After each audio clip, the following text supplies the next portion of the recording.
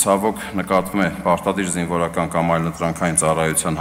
հայտարարված զորակոչից եւ վարժական հավաքներից խուսափելու դեպքերի աճ։ Պարտադիր զինվորական ծառայությունից, ինչպես նաև վարժական հավաքներից խուսափողների թիվը աճել է, ինչի պատճառով էլ կառավարությունն առաջարկում է խստացնել քրեական օրենսգրքով նախատեսված պատժաչափերը։ Արդարադատության փոխնախարար Գևորգ Քոչարյանն այսօր թվեր ներկայացրեց խորհրդարանում, նշելով, որ եթե 2020-ին զինվորական ծառայությունից եւ վարժական հավաքներից խուսափելու դեպքերով նախաձեռնվել էր շուրջ 1500 քրեական վարույթ, ապա 2024-ին այն աճել է, հասնելով շուրջ 1800-ի։ Սա վկայում է քրեական քաղաքականության վերանայման եւ հիշյալ արարքները կատարած անձանց նկատմամբ պատժողական ավելի խիստ քաղաքականության վարման անհրաժեշտության մասին։ Հաշվի առնելով ստեղծված իրավիճակը, կառավարությունը նոր նախագծով առաջարկում է քրեական օրենսգրքով զինվորական ծառայությունից խուսափելու համար նախատեսված 2-ից 5 տարի ազատազրկման ժամկետը դարձնել 3-ից 6 տարի։ Վարժական հավաքներից խուսափելու դեպքում էլ գործող առավելագույն 20-ապատիկ տուգանքը դարձնել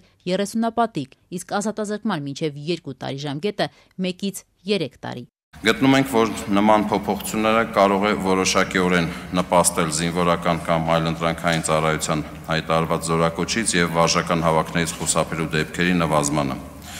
Հաշվի առնելով հարցի կարևորությունը, արգել գործընկերներ, խնդրում եմ կողմ քվեարկել նախագծին։ Թե իշխանական եւ թե ընդդիմադիր պատգամավորները սակայն նշում էին, որ կոնկրետ վարժական հավաքների հետ կապված բազմաթիվ խնդիրներ են ի հայտ գալիս, կամ ծանուցման համակարգը պատշաճ չի գործում, կամ անձը, որ երկրից բացակայում է, ժամանակին տեղյակ չլինելով, որ պետք է վարժական հավաքների մասնակցի, հայտնվում է հետախուզման մեջ։ Հեռախոսով փորձեք ազդարար կետի մտնել եւ չգտնել որևէ 25 օրյա վարժական հավաքի մասին ծանուցում։ Համակարգը չի աշխատում։ Պատասխանատվության անձը կարող է ենթարկվել միայն այն դեպքում, երբ որ ծանուցված է։ Այսինքն, եթե ծանուցված չէ,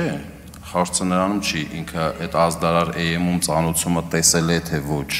Հարցանում է, որ եթե օրենքի իմաստով դա համարվում է ծանուցված, ուրեմն ծանուցված է։ Ծանուցման գաղափարը ինքը լավ գաղափար է, բայց ավելի ճիշտ կլինի նախապատրաստել այդ աշխատանքը։ Այսինքն, քաղաքացին, որ իր կյանքը պետք է կանոնակարգի, գիտի, որ 26 թվականին գնալու է այս ինչ երկիր, այս ինչ տեղ, այս 3 ամիսը աշխատի կամ ինչ-որ մի խնդիր լուծի, սովորի, եւ այդ մարդուն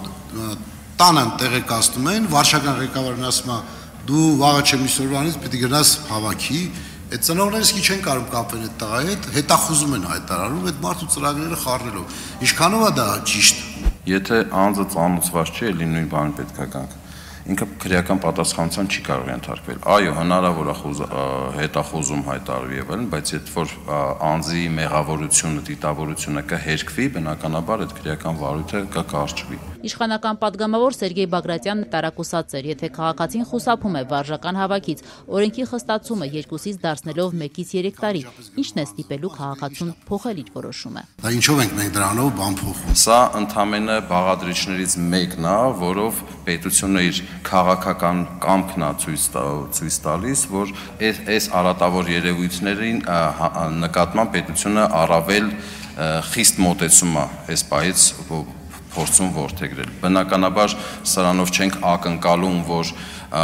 բոլոր այս դեպքերը վերանալու են կամ դրանց գոնե առնվազն մեծ մասը վերանալու է, սակայն սա որոշակի ազդեցություն կունենա եւ ամենակարևորը, որ սա պետության մեսիջն է։